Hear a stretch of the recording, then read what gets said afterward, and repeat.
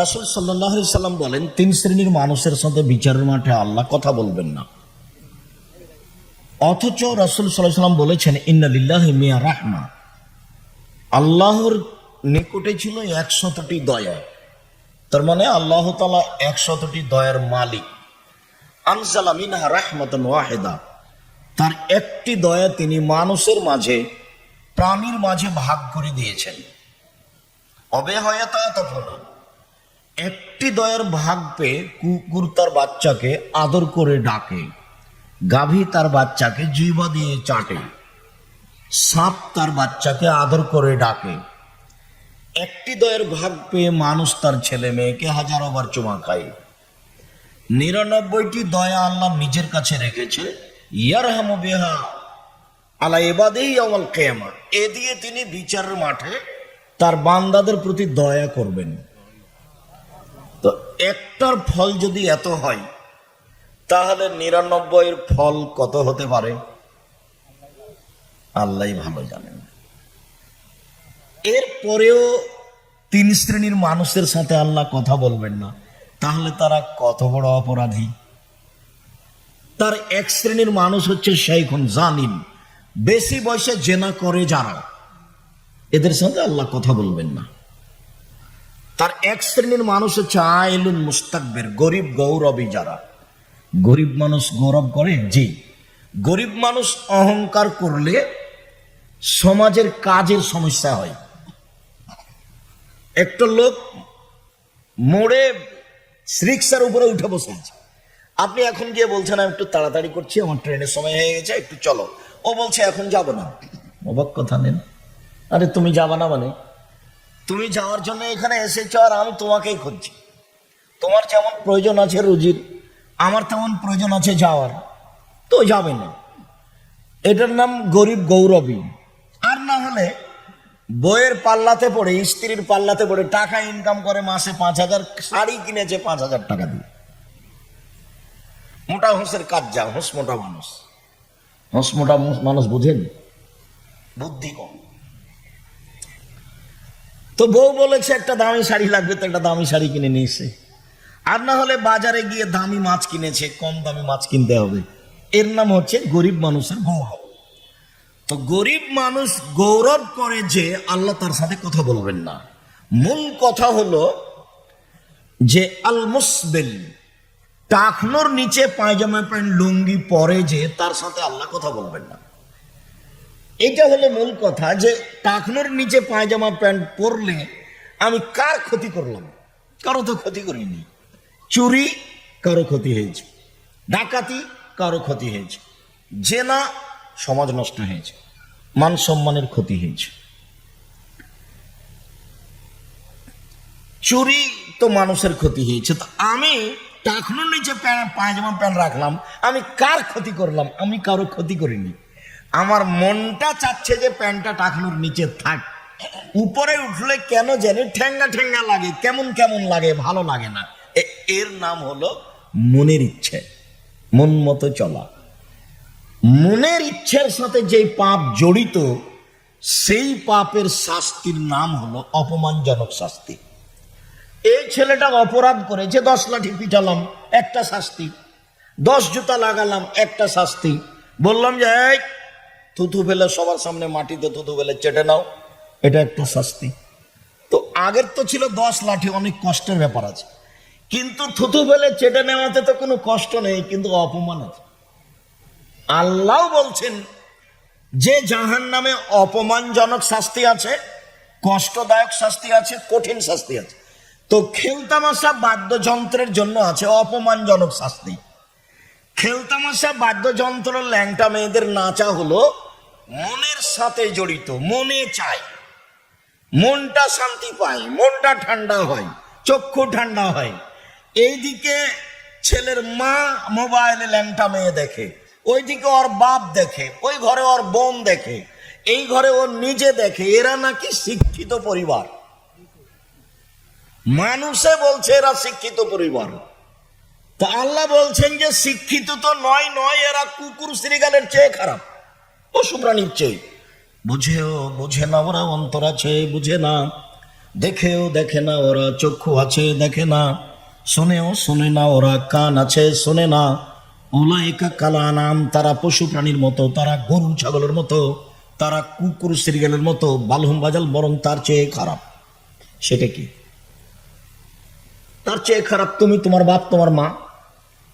তোমার বাপ ধনী মানুষ, জয়াতে আপনার গাজীপুরে বাড়ি। গাজীপুর মানে কি 1 শতক জমির দাম অনেক টাকা, হজ করা একবারে স্বাভাবিক ব্যাপার। তো হজও করে। মোবাইল এইখানে কথা কেন? দয়া করে আপনারা স্টেজে কথা বলবেন না এবং মোবাইল ব্যবহার করবেন না কিছুক্ষণ সময়, অল্প সময়। আমি আপনাদেরকে লম্বা সময় কথা বলে কষ্ট দিতে চাই না। দয়া করে আপনি আমাকে কোনো প্রয়োজন দেখাবেন না, যেহেতু আপনার প্রয়োজন আমি গ্রহণ করি না। আর তোমরা ছেলেরা যারা আছো, আশেপাশে যারা দাঁড়িয়ে আছে, তাদেরকে বসতে বলো। দাঁড়িয়ে থেকে কথা শোনা যাবে না, যেহেতু জায়গা আছে। যাদের যেটা দায়িত্ব দেওয়া আছে তারা সেটা পূর্ণ করো। সম্মানিত দিনী ভাই বোন, বলছিলাম যে আল্লাহ তাআলা বলেন, যারা খেলতামাশা, বাদ্যযন্ত্র, গান বাজনা, নাচ গান ক্রয় করে, ওদের জন্য অপমানজনক শাস্তি রয়েছে, ওটা হারাম। দেখেন, উমামা বাহেলি রাদিয়াল্লাহু তাআলা আনহু বলেন, আল্লাহর নবী বলেছেন, লা তাবিউল কায়নাত, তোমরা গায়িকাদের গান বাজনা নাচের মাধ্যম বিক্রয় করো না, ব্যবসা হারাম। যেসব দোকানে টিভি ব্যবহার করে উলঙ্গ মেয়েকে নাচে, ব্যবসা করে, এর ব্যবসায় যা টাকা পয়সা আছে সবই হারাম। আর হারাম এত হারাম, একটু পরে আপনাকে আমি দেখাচ্ছি। শুকুর, সোর, মদ, জুয়া, এই সিরিয়ালে যে শব্দ ব্যবহার হয়েছে, গান বাজনাতেও সেই শব্দ ব্যবহার হয়েছে, একই লাইনে আছে। আপাতত এইখানে আল্লাহর নবী বলেন, পৃথিবীর মানুষ তোমরা এইসব মাধ্যম বিক্রয় করো না। তারপরে বলেন, ওয়ালা তাশতারুহুন্না, তোমরা এসব মাধ্যম ক্রয় করো না। আপনি ওই যে কি ছোট, যেটা আমি মোবাইল ব্যবহার করি, জামিয়া সালাফিয়া চলে, প্রতি মাসে 32 লাখ টাকা বেতন লাগে। তো আমি ব্যবহার করি ওই যে কি, ওটার নাম বোটান মোবাইল। তোমার হাতে বড়টা কেন? নোকিয়া আমি ব্যবহার করি, রিং হলে শুধু অন করতে পারি। দেশের সর্ববৃহৎ প্রতিষ্ঠান জামিয়া সালাফিয়া, শিক্ষাগুণে, শিক্ষক মানে, আয়াতনে, শিক্ষক সংখ্যায়, ছাত্র সংখ্যায়, এতিম সংখ্যায় সারা বাংলাদেশে সবচেয়ে বড়। আপনার বাড়ির পাশে যেটা আছে সেটা প্রায় 100 বিঘা জমির উপরে, যার একদিক থেকে একদিক 9 পয়েন্ট কম 1 কিলোমিটার। যেখানে একটা মসজিদ তৈরি হচ্ছে, যার 3 ভাগের 1 ভাগে পাইলিং খরচ আছে 2 কোটি টাকা, যার মাইঝা ঢালাই আছে প্রায় 2 কোটি টাকা। জমি কিনা আছে 3 লক্ষ টাকা শতক, 2 একর 6 বিঘা জমি আছে ওর, তাতে 2 একর 200 শতক, প্রতি শতকের দাম আছে 3 লক্ষ টাকা করে। কে দিয়েছে? গাজীপুরের লোক দিয়েছে। কেননা আমার তো আর টাকসাল নেই, আমি তো আর টাকা বানাই না। আমার আব্বা কৃষক মানুষ, জমি জায়গা আমার আব্বা চলে যাওয়ার পরে আমরা ভাগ করেছি, যা তাতে আমরা তো খাবো, আমার ছেলে মেয়েরা খাবে ইনশাল্লাহ, এটা আমাদের ধারণা কাজ করে। কিন্তু আমার মা ভালোবাসতো না ওই সব জমি জায়গা দেখা, আমার বোনের স্বামীরা করে, আজও করে। বাপ মা মরে গেছে, তারপর ওই পাতা আমরা পড়ি না। আমি তো টুকটাক জমি চিনি, আমার ছোট ভাই চিনেই না, ওই পাতায় আমরা পড়ি না। আমার মা ভালোবাসতো না যে তোরা খোঁজ খবর নে, তো আমরা এখনো খোঁজ খবর নিই না। আমার মা অনেকদিন আগে চলে গেছে, জিজ্ঞাসাই করি না যে তোমরা জমিতে কি করো। গাজীপুরের জমি অনেক দাম, তার তুলনায় আমাদের এলাকা পল্লী এলাকা, বন্যায় ডুবে যায়। গাজীপুরে এক সময় জঙ্গল ছিল, বাঘ থাকতো, ভালুক থাকতো, শ্রীগাল থাকতো, এখন অনেক কিছু থাকে। তো স্বাভাবিক। সম্মানিত দিনী ভাই বোন, এসব মাধ্যম হারাম, এর ব্যবসা হারাম, কিনা হারাম, বিক্রি করা হারাম। বলা তুয়াল্লেমহুন না, এদের গান বাজনা শিখিয়ে দিও না। হেডমাস্টারের হেডমাস্টারই চলে না গান বাজনা ছাড়া। আর আল্লাহর নবী বলছেন মেয়েদেরকে গান বাজনা শিখিয়ে দিও না, বাদ্যযন্ত্র নাচ শিখিয়ে দিও না। আল্লাহর নবীর আদেশ, নিষিদ্ধ আদেশ। অসামানাহুন্না হারাম, এদের মাধ্যমে উপার্জন পয়সা হারাম। সিনেমা হোক, দোকান দিয়ে হোক, টিভি চালিয়ে হোক, যত মাধ্যম আছে গান বাজনা বাদ্যযন্ত্র নাচ দিয়ে উপার্জন সব হারাম, টোটালি হারাম, সম্পূর্ণরূপে হারাম। হারামের ভাষা এবার শুনি। আব্দুল্লাহ ইবনে আব্বাস রাদিয়াল্লাহু তাআলা আনহু বলেন, রাসূল সাল্লাল্লাহু আলাইহি সাল্লাম বলেছেন, ইন্নাল্লাহা হারামাল খামরা ওয়াল মাইসিরা, আল্লাহ মদকে হারাম করেছেন, জুয়াকে হারাম করেছেন, অল কুবা বাদ্যযন্ত্র, ডুবি, তবলা, হারমোনিয়াম, সেতারা, দোতারা, যত নাচ গানের মাধ্যম আছে সব হারাম, ভাষা একই। অল খিঞ্জিরা, সুদ, শুকুর হারাম। অল আসনাম, পুতুল হারাম, পুতুল, পুতুলের ক্রয় বিক্রয় হারাম। আপনার স্ত্রী একটা তরকারির বাটি কিনেছে, সেটা হলো কাতল মাছ। আপনার স্ত্রী একটা আয়না কিনেছে, আয়না, সেটা হলো রুই মাছ। আর আপনি আপনার ছোট বাচ্চার জন্য পেশাব পায়খানার একটা পট কিনেছেন, সেটা হলো ঘোড়া। ধর্ম পাগল হয়ে গেছে আপনার কাছে। আপনাকে যদি আমি অশিক্ষিত মূর্খ প্রমাণ করতে না পারি, জাতির সামনে বক্তব্য দেব না। বাংলাদেশ নয়, সারা পৃথিবীর যারা গত রাত্রে ইহুদি খ্রিস্টানদের এই খেলতামাশা বাদ্যযন্ত্রে আতশবাজিতে অংশগ্রহণ করেছে, ওরা পৃথিবীতে সবচেয়ে অশিক্ষিত, বর্বর, বন্য, অসভ্য। এদেরকে যদি আমি ইতর শ্রেণীর প্রমাণ করতে না পারি, আমি জাতির সামনে বক্তব্য দেব না। মূলত আপনাকে ইতর শ্রেণী প্রমাণ করা আমার কাজ। আপনাকে বর্বর, অসভ্য, ঘৃণিত, কুকুর শ্রীগাল প্রমাণ করা আমার কাজ। আপনাকে যদি আমি কুকুর শ্রীগালের মতো মানুষ প্রমাণ করতে না পারি, জাতির সামনে বক্তব্য দেব না। জাতির ধারধারি নেয়। আপনি টাকা দিবেন, তারপর আমি চলবো, এই পাতা আমি কোনোদিন পড়িনি, 90 সাল থেকে মাঠে আছে। সভাপতি, সেক্রেটারি আমাকে বলবেন বক্তব্য দেন, তারপরে আমি দিব, এরকম হিসাব আমার মাথাতে আল্লাহ দেয়নি। ওই পরিবেশ আল্লাহ আমার কাছে নিয়ে যায়নি। আপনি মসজিদের ইমামকে দেন 5,000 টাকা বেতন, আমি দিই 13,000 টাকা বেতন। একবার জমার খুতবা দিবেন, যাতায়াত 13,000 টাকা, ভাতে 10,000 টাকা, আমি 13,000 টাকা দিই। আপনি ভাবতে পারবেন না। শিক্ষকের বেতন লাখের মতো, 32 লক্ষ টাকা বেতন লাগে। এখন থেকে জানুয়ারি থেকে প্রায় 35 লক্ষ টাকা লাগবে বলে ধারণা করা যাচ্ছে। শিক্ষক সৌদি আরবের আছে, শিক্ষক ইন্ডিয়ার আছে, শিক্ষক বাংলাদেশের আছে। 3 ধরনের খাদ্য রান্না হয়, সৌদি আরবদের ভিন্ন, ইন্ডিয়ানদের ভিন্ন, আমরা সাধারণ আমাদের ভিন্ন। এর নাম জামিয়া সালাফিয়া। দূরেতে নাই, বাড়ির পাশে আছে, যাবেন। এই যে 13-14 ফেব্রুয়ারি যাবেন, হিংসাতে কি আছে? মন বড় করলেই শান্তি পাবেন, আর মন ছোট করলে কষ্ট পাবেন। পিছে হটিয়ে কোনো লাভ নেই। জামিয়া সালাফিয়া বৈদেশিক পয়সা দিয়ে চলে না, জামিয়া সালাফিয়া সংস্থা দিয়ে চলে না, জামিয়া সালাফিয়া কোনো বিত্তশালী দিয়ে চলে না। এমন কোনো মানুষ নাই মাটির উপরে যে বলতে পারে, আব্দুর রাজ্জাক সাহেব আমার কথা শুনতে হবে, আমি এখানে কোটি টাকা দিই। এইরকম জামিয়া সালাফিয়া কোনো ব্যক্তি নেই। জামিয়া সালাফিয়া রসিদ বহি বাইরে ব্যবহার হয় না।